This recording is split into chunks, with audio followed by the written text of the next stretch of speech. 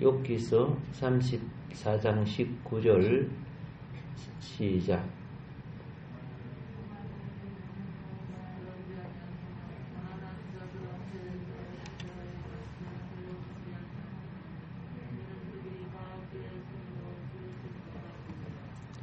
고관을 외모로 대하지 아니하시며 가난한 자들 앞에서 부자의 낯을 세워주지 아니하시나니 이는 그들이 다 그의 손으로 지으신 바가 됨이라. 지금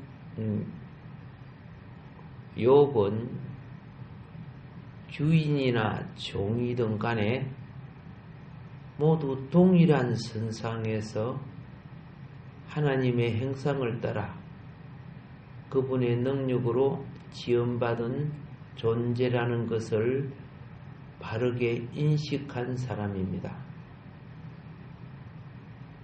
이것이 바르게 인식된 사람이 지도자가 되어야 인간 차별을 하지 않고 펜가르기를 하지 않아요.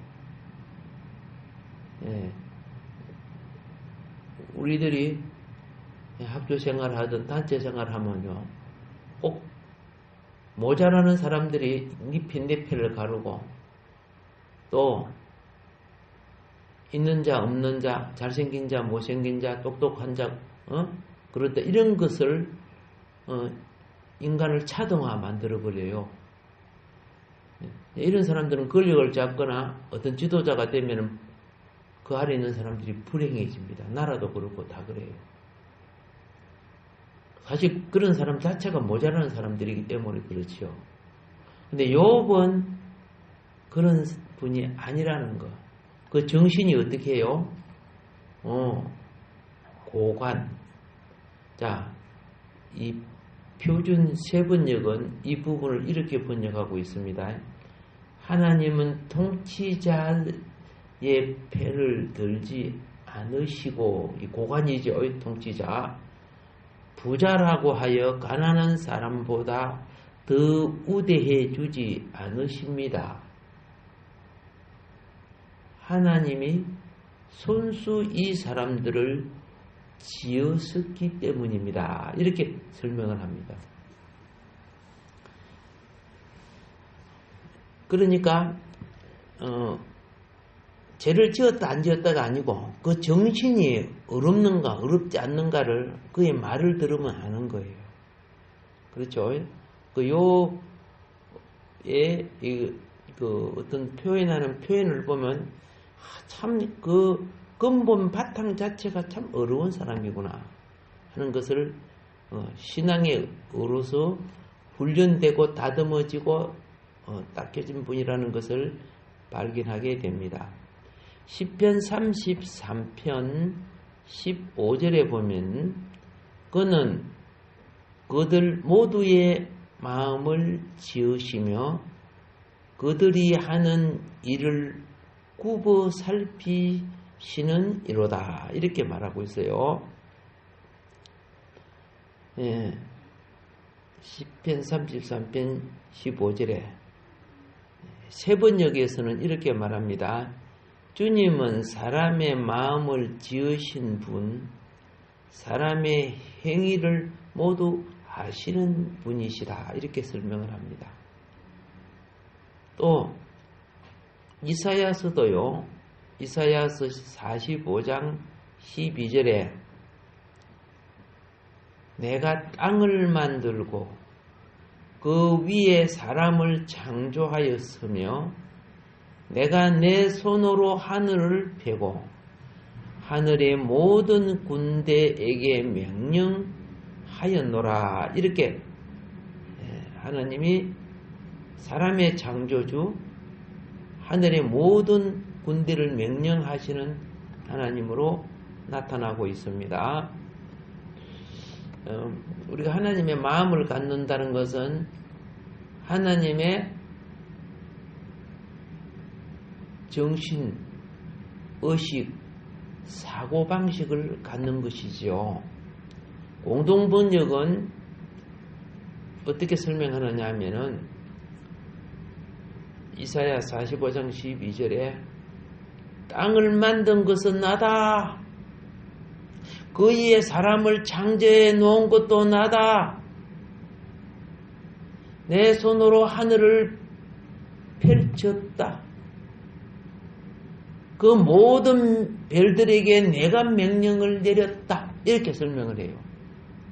그 하늘의 수많은 별들이 하나님의 명령에 의해서 자기 자리를 갖고 있고, 또 별들은 하늘에 동시에 천사장들을 말하고 있어요. 지도자를 말하고 있습니다. 말라기서 2장 10절에 보면은, 말라기서 우리는 한 아버지를 가지지 아니하였느냐? 한 하나님께서 지으신 바가 아니냐? 어찌하여 우리 각 사람이 자기 형제에게 거짓을 행하여 우리 조상들의 언약을 욕되게 하느냐? 인간관계가 거짓된 것에 대하여 지금 책망하는 내용이죠. 말라기 2장 10절 이 말씀을 표준 세번역은 이렇게 말합니다. 우리는 모두 한 아버지를 모시고 있지 않느냐? 한 아버지가 누구시죠? 그렇지, 하나님이시죠. 하나님 아버지를, 하나님을 믿든 안 믿든 간에 이 모든 사람은 하나님께로부터 왔기 때문에 하나님 아버지요. 우리가 왜 복음을 전합니까? 아버지 바로 알라고. 하나님 아버지. 그러면 육신의 아버지는요, 하나님 아버지를 가르치기 위해서 대리로 세워주신 거예요. 육신의 엄마도 아빠도 다 그래요. 육신의 엄마 아빠는 보이잖아요. 그래서 육신의 엄마 아빠가 나를 키워주고 돌봐주지요. 하나님이 그렇게 하는 걸 영이니까 안 보이잖아요. 그게 부모를 통해서 보여주는 거예요. 근데 문제는 뭐냐? 영혼 세계. 그렇죠? 그 세계를 모르니까 그만 현실에 이것만 보고 사는 거죠. 여러분, 현실을 가지고 본질의 가치를 깨우쳐야 참 가치를 아는 겁니다.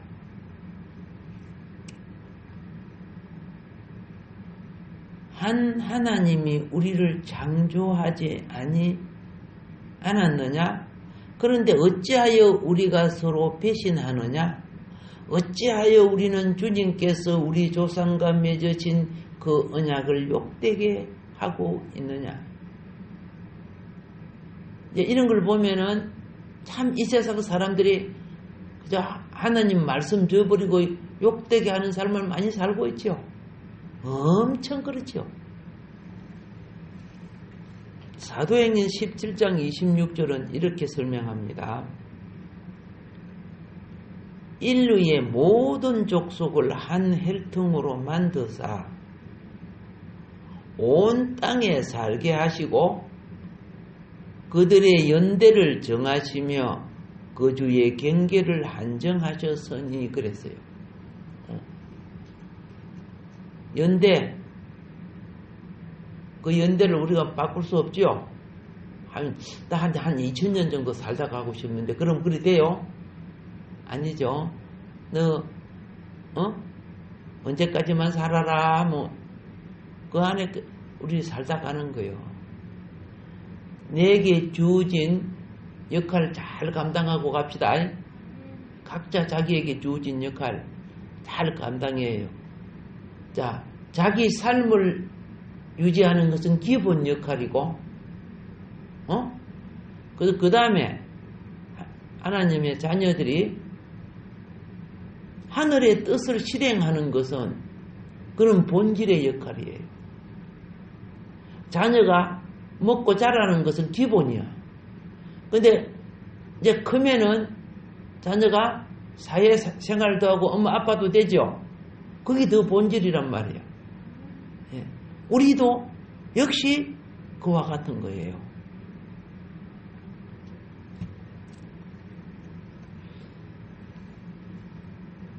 자, 이런 관점에서 욥은 주인이나 종이나 다 함께 형제의 유대 관계를 가지고 있다. 인류는 주인이나 종이나 다 함께 무슨 관계를 가지고 있다? 형제의 유대 관계를 가지고 있다. 그래서 욥은 많은 하인들을 거느리고 있었지만은 그들을 어떻게 대했느냐? 육체적으로나 지적으로나 도덕적으로 그들은 종이지만 주인의 친구였어요. 하인이나 노예의 이치가 아니고 욥은 그들을 친구처럼 대했다는 뜻입니다.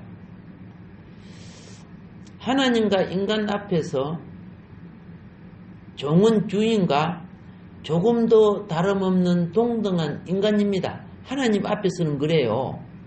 예. 이 땅에서는 권력을 가진 자와 못 가진 자, 돈이 많은 자가 없는 자, 뭐 이런 거 가지고 따지지만은 참으로 약 4,000년 전에 살았던 그 욥이 가지고 있는 그 정신 상태, 그 신앙 정신, 오늘날 노예 제도로서 그렇죠? 가지고 있던 이 사고 방식을 가졌던 이런 이 시대에 지금 또 이 노예 제도 말고도 보죠. 뭐 여러 가지 종교와 또 이 사상 속에 매여 있는 사람들, 오히려 욥의 말씀이 우리를 판단하고 있고 우리의 그릇된 정신을 정지하고 있습니다. 그만큼 하나님 보시기에 욥의 삶이 어려웠다 그런 뜻입니다. 그러면 욥의 가정에 대해서 잠깐 보도록 하겠습니다. 욥기서 1장 5절을 한번 보세요.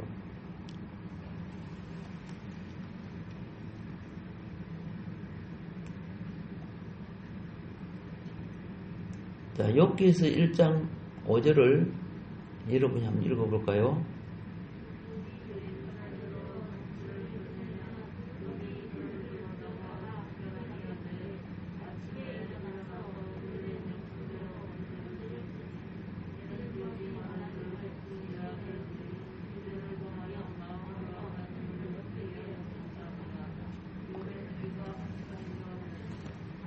예.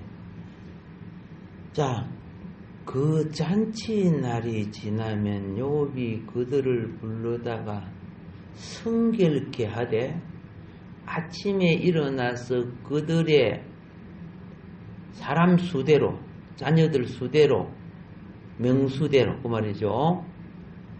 번제를 들었으니 이는 욥이 말하기를 혹시 내 아들들이 죄를 범하여 마음으로 하나님을 배반하였을까 함이라. 욥의 행사가 항상 이러하였더라. 얼마나 놀랍습니까? 그렇죠? 표준 세번역은 이렇게 기록합니다. 잔치가 끝난 다음 날이면 욥은 을에 아침에 일찍 일어나서 자식들을 생각하면서 그들을 깨끗하게 하려고 자식의 수대로 일일이 다 번제를 드렸다. 자식 가운데서 어느 하나라도 알지 못하는 사이에라도 하나님을 저주하고 죄를 지었을 수도 있다고 생각하여 잔치가 끝나고 난 뒤에는 늘 그렇게 하였다. 욥은 모든 일에 늘 이렇게 신중하였다. 자, 이제 여기서 우리 이제 뭘 발견합니까? 욥이요, 자녀들을 성결하게 키우기 위해서 얼마나 신경을 썼는지. 오늘날 그런 부모들이 몇이 있겠어요?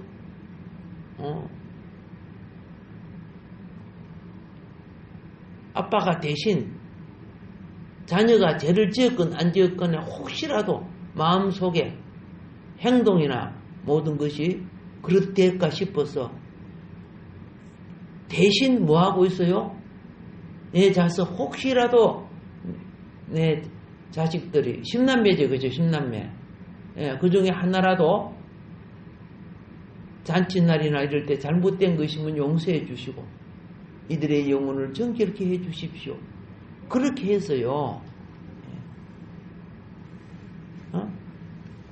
행위가 아닐지라도 마음으로도 하나님을 욕되게 하였을까?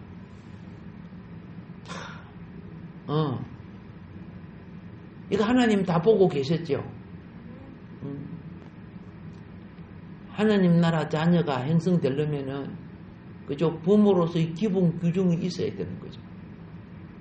예. 자녀가 죄인이 만들어주면 안 되잖아요. 그렇죠? 자녀가 죄인이 되면 그것이 그 심판도 부모에게 오는 거예요. 잘못 양육한 것에 대한 심판이 온다는 걸 알아야 돼요.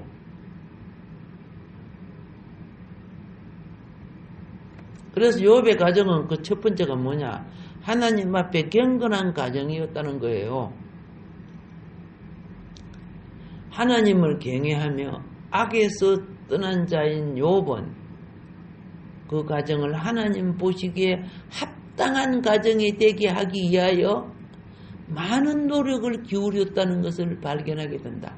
그 많은 노력 중에 대표적인 것이 뭐냐?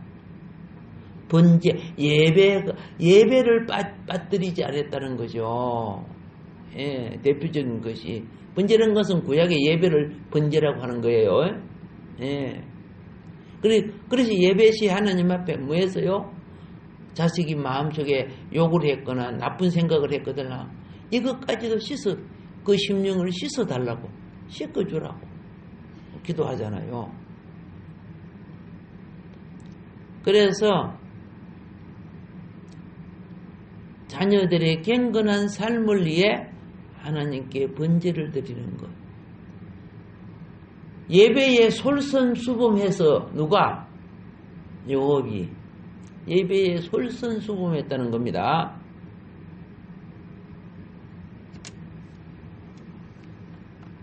이 내용 속에는 번제 드리면서 기도가 포함되어 있는 걸 알지요? 혹시 내 자녀가 마음속에 그릇된 생각을 하거나 불결한 생각을 하거나 탐심을 품거나 엄난한 생각을 하거나 이런 생각을 해서 마음을 더럽혔으면은 주여 그 심령의 죄를 씻어주시고 심령을 성결케 해 주시옵소서. 그렇게 한 거예요. 오늘날 수많은 사람들이 심령이 하나님 볼 때는 정말 더러워요. 너무 더러워요. 저 문화 매체를 통해서 우리 속에 지금 우리를 오염시키는 것이 보통 심각한 게 아니야. 그래서 한편으로 코로나는 하나님이 그것 때문에 또 허용하고 있는가도 몰라.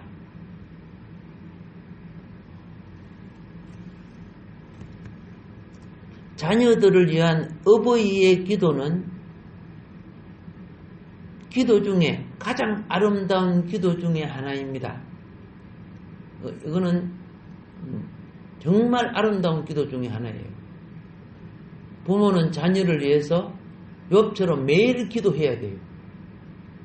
매일 기도해야 돼요. 예.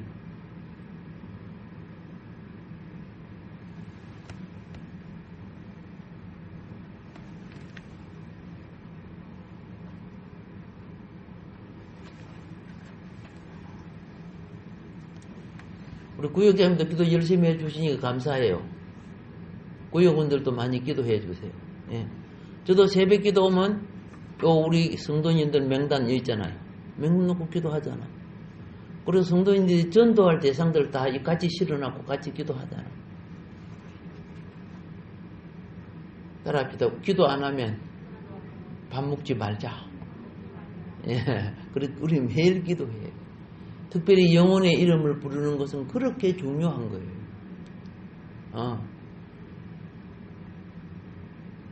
영혼의 이름을 부르는 것은 그렇게 중요하다니까요.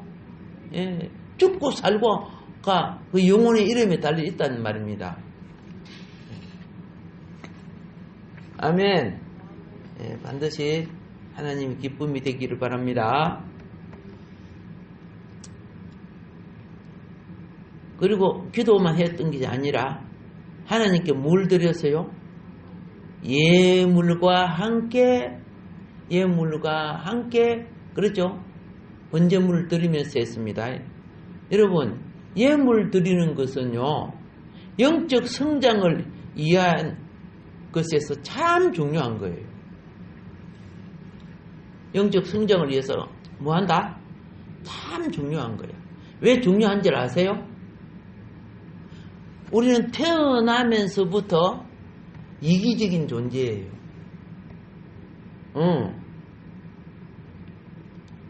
아기들은 자라면서 아직까지 감사를 모르고 자라잖아요. 예를 들어서 엄마 찌찌가 당연한 줄로 생각하고 사는 거죠. 그런데 어릴 때부터 어떻게 해요? 엄마 거, 아빠 거, 그러다가 하나님 거 나눌 줄 알고, 이거는 내 몫이고 이거는 행한 몫이다 나눌 줄 알고, 그렇죠? 오케이. 요것이 영적 성장을 하기 위한 것에서 굉장히 중요한 역할을 해요. 뭘 많이 안다고 성장하는 게 아니에요. 영적 성장을 가로막는 것이 탐욕이에요. 그런데 그것을 이기면은, 그렇죠, 물질을 이길 때 정신력은 커지는 거예요.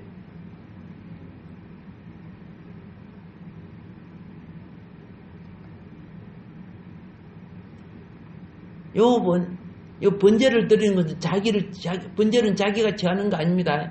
하나님께 다 태워드리는 거예요. 그러면 10명이면 양을 치면 10마리를 태워드려야 되는 거죠. 그거 쉬워요? 양 한 마리가 얼마건데? 혹시라도 소 들이봐. 가격이 얼마나 비싼데. 그런데 그거보다도 자신의 영혼이, 자녀의 영혼이 더 중요하죠. 그 돈 몇 푼의 가치보다도. 그러니까 귀한 예물을 하나님께 드리고, 자녀도 그걸 보고 어떻게 해요? 드림으로 성장된다는 걸 아는 거예요. 오케이? 뭐 영적 성장은 공부 많이 하고 그런다고 되는 거 아니에요. 내가 갖고 있는 가치관이 들어질 때 성장이 되는 거예요. 가치관. 자, 이 가치관이 들어질 때 찌꺼기 들어지면 안 되지요. 그죠? 가장 좋은 것이 들어지죠. 그렇잖아요. 옛날 지난번 시간에 그랬습니다. 우리 시골에서는 옛날에는 새돈 구하기가 그리 힘들었다 그랬어요. 뭐 은행도 없으니까. 그러니까 어떻게 해요?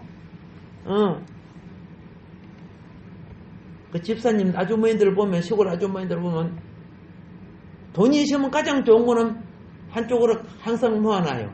물론 새돈 같은 거 우쩌다가 생기죠. 그런데 새돈이 없으면은요, 돈에 뭐 묻은 거 다 닦아내고 다림질을 요리 그러니까 이 헌돈도 뻣뻣해요. 다림질을 요리 다리갖고. 그래서 성경책이나 찬송가 사이에 탁 꽂아요. 이게 예물 드린 정신 자세예요. 정신 자세. 드리는 그 자체를 중요하게 하는 게 아니라 준비하는 그 자체를 가치 있게 본단 말이에요. 무엇이든지 준비하는 자체. 우리 헌신 예배 드리면은 헌신 예배가 뭐 1줄 2줄 미리 광고가 나오잖아요. 그럼 헌신 예배를 할 때 전혀 준비가 안 돼 있어. 그래 그날 가가지고 니 누구 해라 뭐 해라. 그게 무슨 헌신 예배입니까? 헌신짝이지. 그러면은 하나님은 그거 기쁘게 받으실까요? 아니잖아요. 다시 말합니다. 그 시점보다도 그 시점을 위한 준비, 그 과정을 하나님이 보신다 그 말이에요. 최선을 다해서 부족한 거는 이해가 돼요. 그런데 게을러 가지고 나 갑작스럽게 뭐 하는 거, 그거는 그죠? 헌신이 아니죠. 자, 이제 우리는 알았습니다. 경건한 부모가 해야 될 마땅한 일이 뭐입니까? 자녀의 영적 성장을 위하여, 그렇죠? 예. 하나님께 예물 드리는 법칙을 가르쳐 줘야 된다는 거예요. 영적 성장을 위해서.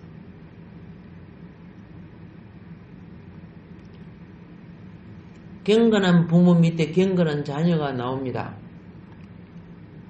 영향을 받기 때문이죠.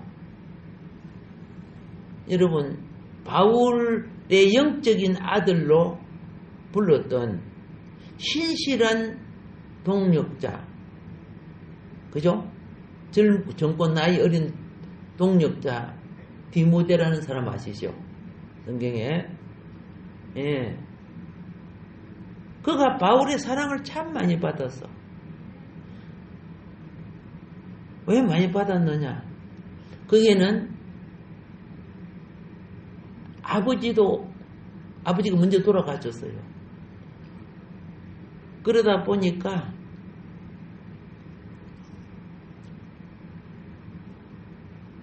유니게라는 어머니 밑에서 자랍니다. 그리고 이 어머니는 친정 어머니, 디모데의 예할머니가 되죠. 예. 그 아래에서 기도와 사랑으로 성장하게 됩니다. 그래서 나중에 예배소, 그 큰 예배소 교회 담임이 돼요. 경건한 가정의 자녀. 경건한 가정은 사회의 빛입니다. 경건한 가정. 참 그렇죠. 사회에 빗대지 못한 가정들이 너무 많잖아요. 지금요. 사회에 빗대지 못한 가정들이 너무 많은 증거가 어딘 줄 아세요? 뭐 장관이 이제 국회의원이 이런 사람들이 더 엉망이야. 집구석들이. 다는 아니지만은 세상에 우리가 놀랄 정도로 어떻게 저런 사람들이 나라를 대표하는 일꾼이 되어 오는가, 되는가? 아니, 법을 좀 정해도 그런 사람들은 하지 못하도록 해야 될 거 아니가. 그 불결한 사람들이 권력을 잡으니까 법도 불결하게 만들잖아요. 사회도 불결하게 돼버리잖아, 지금.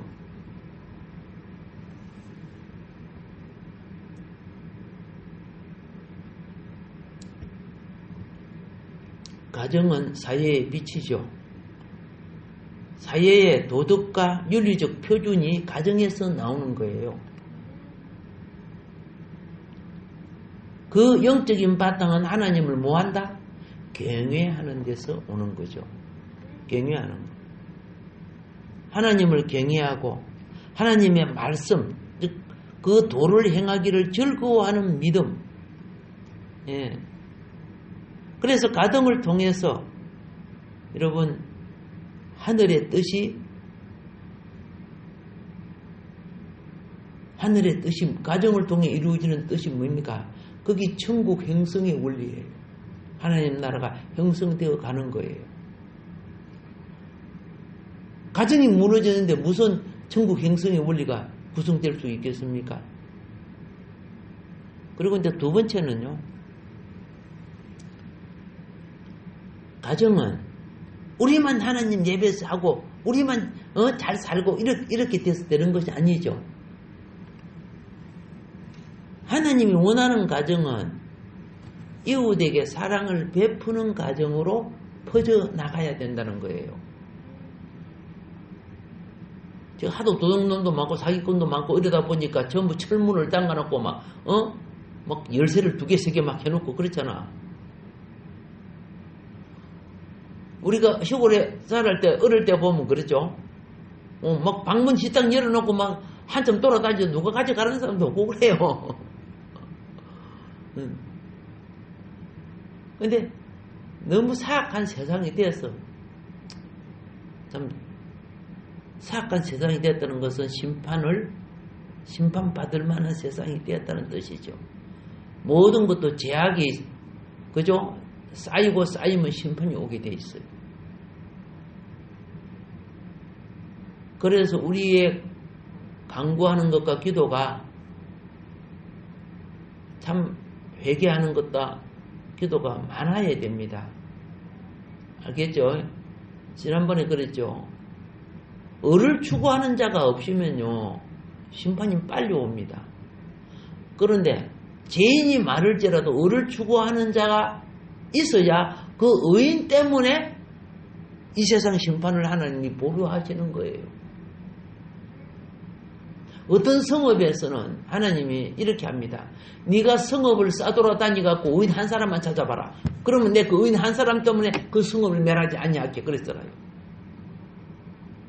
소돔과 고모라는 그죠? 소활성까지 합해서 5 성읍이 있었죠. 의인 몇 명까지 깎았어요?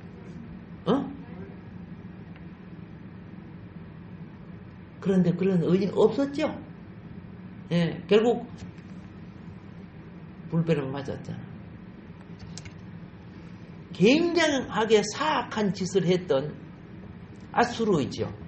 아수르의 수도가 니느웨입니다. 니느웨. 그들이 그 니느웨가 죄악을 하도 많이 저질러 갖고 하나님이 소돔과 고모라처럼 불을 내려 갖고 그 성읍을 다 없애버리려고 했어요. 북이스라엘을 아수르가 쳐내려와 가지고 수많은 사람 잡아가고 죽이고 했잖아요.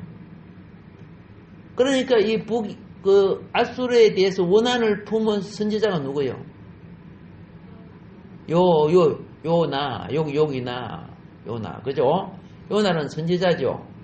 그 하나님의 영이 요나에게 임하여 갖고, 너 가거라. 니느웨에 가가지고 회개시켜라. 40일 후에 불벼락이 내려서 니느웨가 불바다 된다고. 그러니까 니느웨가 요나가 듣고, 야, 저 악당들 다 타져 죽으시면 좋겠다. 이런 생각이 들어서 저들이 회개하면 안 되지. 다 죽어야죠. 우리 조상들에게 우리가 얼마나 큰 피해를 줬건데. 그래갖고 요나가 니느웨로 가서 어디로 갔어요? 예, 반대편 다시스로 도망갔어.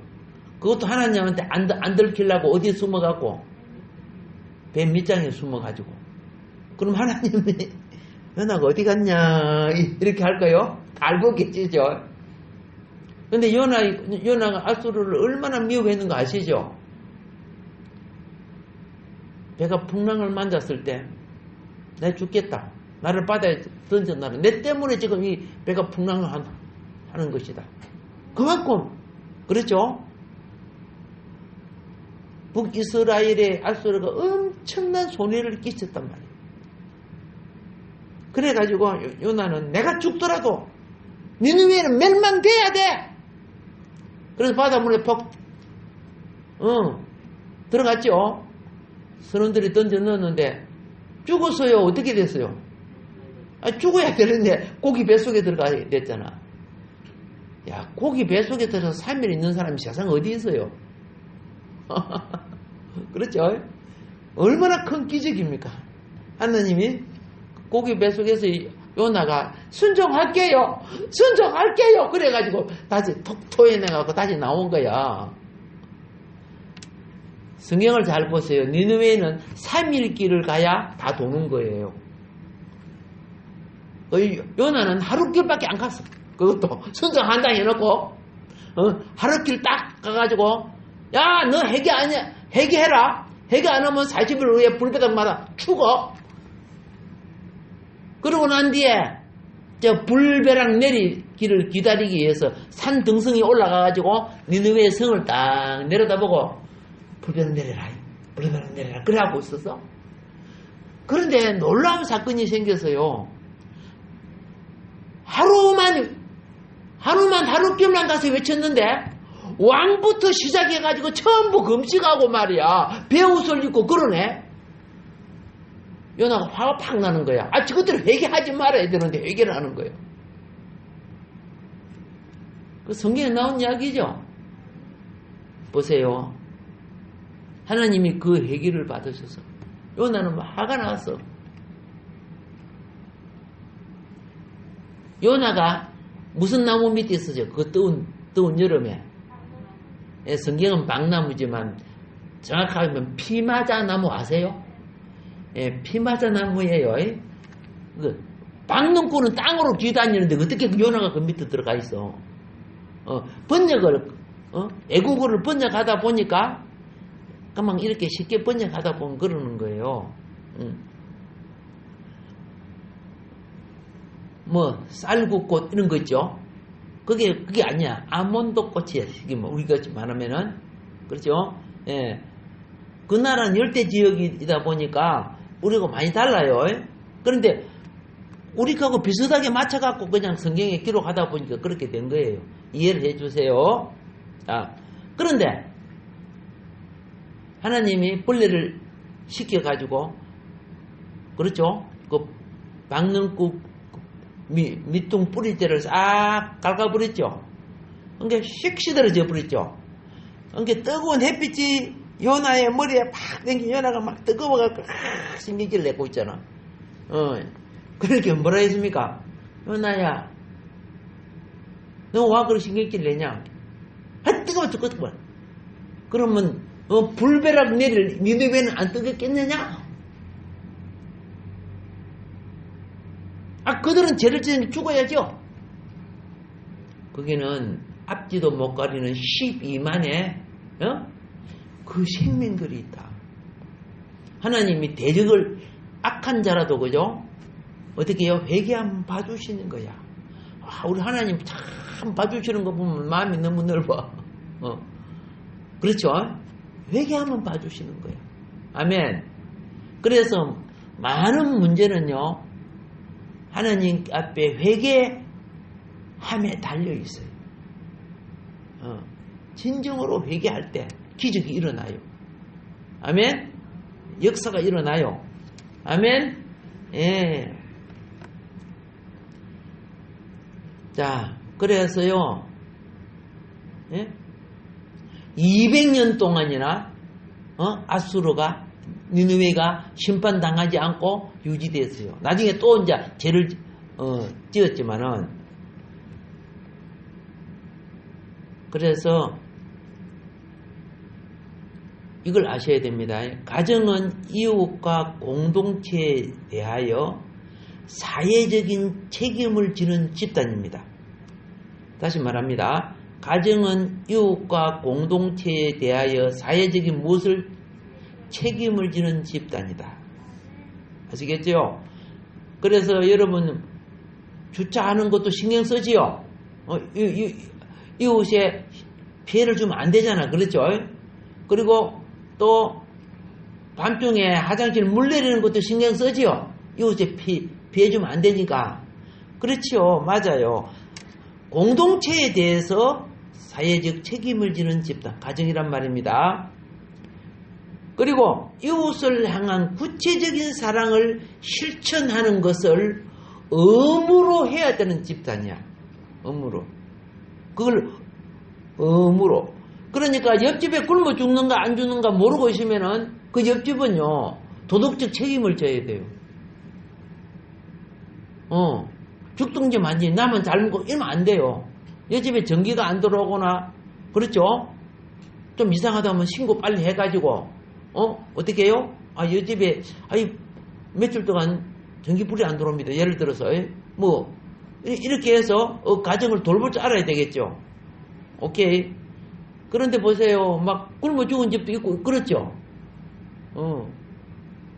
왜 이런 일이 생겨요? 학교라든가, 정치라든가, 지도자들이 이웃 사랑을 안 가르쳐줘요. 그냥 이기적인 거, 단지 돈이나 다 먹고 내만 살면 된다는 식으로. 이게 많은 슬픔이야. 보통 슬픔이 아니죠. 그런데 욥의 가정은 이웃에 대한 책임과 의무를 다 했다고 분명히 성경은 우리가 공부해 왔습니다. 그는 어떻게 했습니까? 고아와 과부에게 관심을 가졌다 그랬죠. 사람이요, 권세와 명예와 그리고 부귀를 가질수록 이웃과 사회에 대한 관심이 커져야 되는 거예요. 그게 사회의 유지가 되는 거죠. 그게 그 마을의 유지가 되는 거죠. 그리고 나그네를 영접했고 이웃의 아픔을 함께 아파했다고. 그렇게 욥이 고백했잖아요. 우리 공부한 거니까 제가 말씀드린 거 아닙니까? 솔직히 말해서 지금 이웃과의 단절이 너무 심해졌지, 그죠? 그래서 우리는 성경을 통해서 욥을 배울 필요가 있어. 욥을 배울 필요가 있어. 제가 참 좋은 때가 있었어요. 그때가 상당히 오래인데, 그때가 내가 10대인가 봐요, 10대. 그때는 우리 시골에요. 응? 가까운 이웃끼리 일주일에 한 번씩 그 반상회처럼 모이는 때가 있었어요. 반상회처럼. 그런데 우리는 면사무소하고 경찰도 있기 때문에, 그죠? 면사무소 직원하고 그 파출소장 있죠? 소장하고 같이 모여요. 같은 이웃집이니까. 그러면 이제 내가 막 질문을 해요. 아니, 뭐라고 질문한 거 아세요? 길을 가다가 오줌 누면 노상방뇨로 걸리지 않습니까? 근데 화장실도 없는데 어떻게 해야 돼요? 뭐 이런 거죠. 순경한테 곤란하게 막 이렇게 한번 지혜롭게 답변하고 이런 것이 기억나요. 그러니까 그 당시에는 우리가 보통 순경이라고 불러, 순사라고 그래 불렀어요. 요새는 경찰이라는 용어 썼는데 일제식 용어죠. 근데 얼마나 가까워지고 얼마나 좋아져? 희한해요. 경찰이나 이런 사람 가까워질수록 나빠지 더 안 해요. 가까워지고 친해질수록 얼마나 부끄러운 일입니까? 가까운 사람들한테. 그렇죠? 그런데 거기 어느 날 없어요. 그래서 어떻게 됐는지 잘 모르지만, 그래서 야, 참 좋았다 이렇게 생각을 해서 그 이웃을 잘 알아가는데 필요했더라 그 말입니다. 예. 자, 우리나라 일도 그렇게 되시면 좋겠습니다. 그릇된 정당, 그릇된 정치, 그릇된 집단, 이런 식으로 되지면 안 되지는 거예요. 예. 동네 사람들이 난녹두고 기억자를 몰라도요, 인생에 대한 바른 말을 할 줄 알아요. 예. 그런 분들은 참 존경스러워요.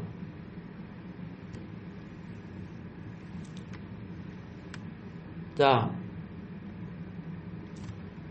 욥은 이웃이 경쟁의 대상이 아니었습니다. 아시겠어요? 이웃이 가족이었습니다. 그리스도의 사랑을 나누어주는 사랑의 대상입니다. 예. 그래서 이웃을 존중해주고 그들에게 끊임없이 사랑을 베풀고 어떤 문제가 있어도 그냥 욕하고 그런 게 아니에요. 이해를 하는 거예요. 그럴 수밖에 없는 상황이 왜 그렇게 되었을까 하고 이해를 하는 거예요. 사람이요, 의사가 사람이 다치고 오면, 그죠? 그렇죠? 어떻게 다쳤는가 이해를 하고 그렇게 치유가 될 거 아닙니까? 나쁜 놈, 이번 게 강도네.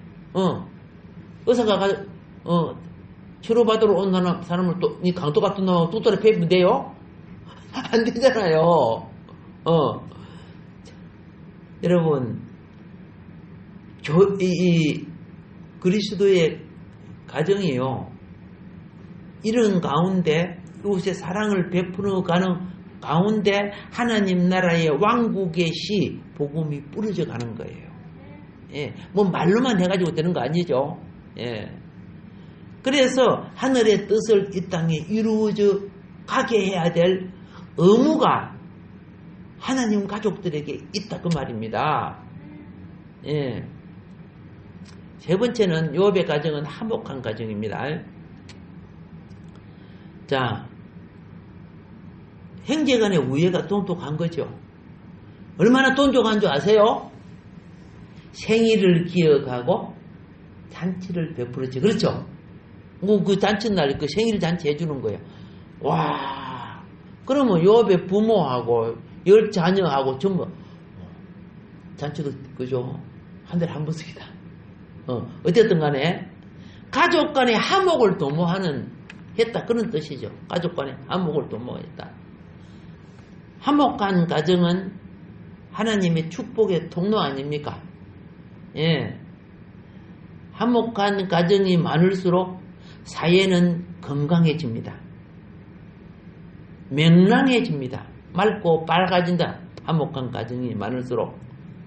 그런데 반목하고 불화하는 가정은 그렇죠. 이웃과 사회를 불안하게 만들고 근심하게 만들고 병들게 만들어요. 예. 그래서 이 땅에 큰 파탄 중에 하나가 가정 파탄이야. 가정이 파탄되면 나중에 나라가 없어져 버려요. 이게 사회의 불행이에요. 화목한 가정은 이타적이거나 불화하는 가정, 이기적인 가정, 예, 이런 가정을 이겨야 되겠죠. 건강한 가정이 돼야 되겠죠. 아멘. 오늘 시간상요 요업의 가정에 대해서 봤습니다. 그럼 다음 시간에는 이제 요업의 가정을 놓고 이제 우리들의 가정, 성도의 가정은 어떻게 요업의 교훈을 통해서 어떻게 해 나가고 하늘의 뜻을 이 땅 위에 실현해 가는 요소와 원리가 무엇인가? 여러분, 아는 축복을 바라기 전에 축복의 그릇을 만들어라 그랬어요. 아시겠어요? 예. 어떤 그죠? 목적을 이루기 위해서는 그 과정의 바탕이 그렇게 중요한 거거든요. 예. 그래서 요업의 가정을 놓고 우리가 받은 교훈을 헤아려 봤습니다.